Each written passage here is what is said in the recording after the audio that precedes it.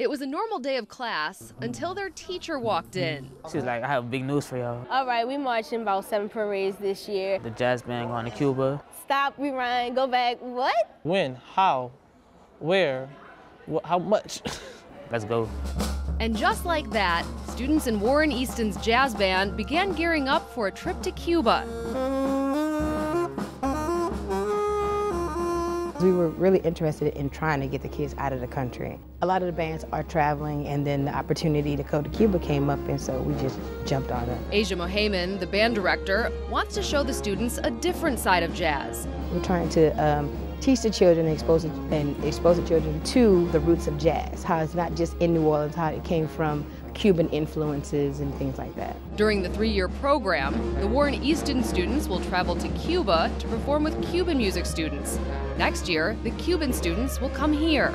Totally different people, but to come together and have a passion in one thing that makes us uniquely us, it's gonna be awesome having people like that. The school is hosting a concert on Friday featuring the Hot 8 Brass Band to raise money for the trip. It's going to be an amazing concert because these brass bands are pretty cool. We're probably one of the first bands that are going to ever get to go to Cuba. And we're opening the doors up not just for us, but for people in New Orleans, people in Louisiana, and people in America.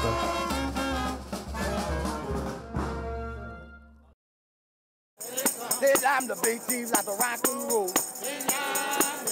Day time a ring that is on my mind. We're coming out to pay tribute to Big Chief $4, which was the original Big Chief of the Wild Magnolia. So think everybody let me hear your roll. Without him, Mardi Gras Indian wouldn't be halfway around the world. He took Mardi Gras music and brought it to everybody that could come to Mardi Gras. Not just the Wild Magnolia, it could have been the Yellow Pocahontas, it could have been Blackfeather, it could have been the Uptown Warriors, Hard Head Hunters. It just brought them all together just to have fun. Daddy, I feel you shining that light. I said, Mama, don't you cry no more, 'cause I got you too.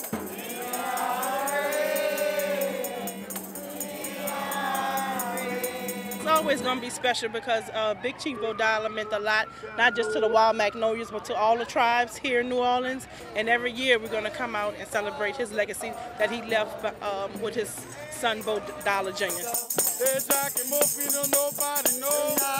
I think it's great. There's great energy, great enthusiasm, and I think it's wonderful.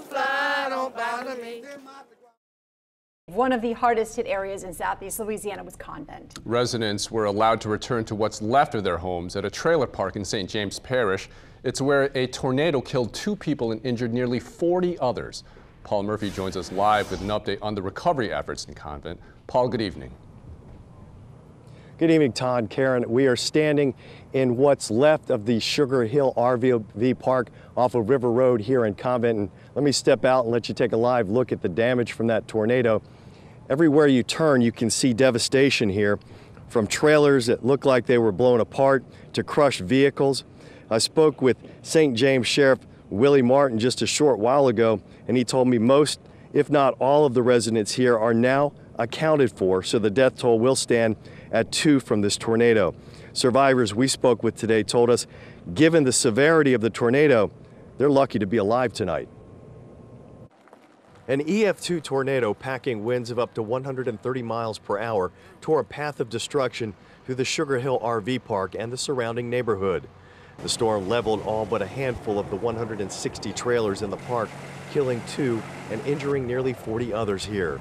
Tim Smith and Michelle Wright were in their trailer when the tornado hit. You could hear something not right, and I grabbed her, we jumped under the table and just kind of held on. The walls disappeared and we were holding on to the table. I kind of felt like we were spinning. I don't know if it was just my imagination or not, but it felt like we were spinning around, and all of a sudden it came to a stop. Braxton Lott and his wife also rode out the storm. We woke up, I opened the door, and I seen stuff just flying everywhere. So like, I told her, I said, grab a baby, and we grabbed a baby, and it picked us up, slammed us down, and then it just rolled us over there. This morning, Governor John Bell Edwards toured the trailer park by air and on the ground.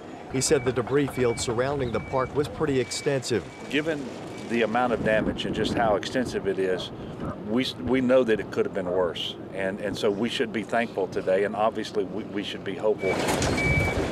St. James Parish authorities suspended the search and rescue effort so residents of the park could return home and salvage what they could. Most left with just a few items. Oh, there is no trailer. No, it's... No, there's nothing. It's sitting on top of her car. Yeah, it's So. demolished.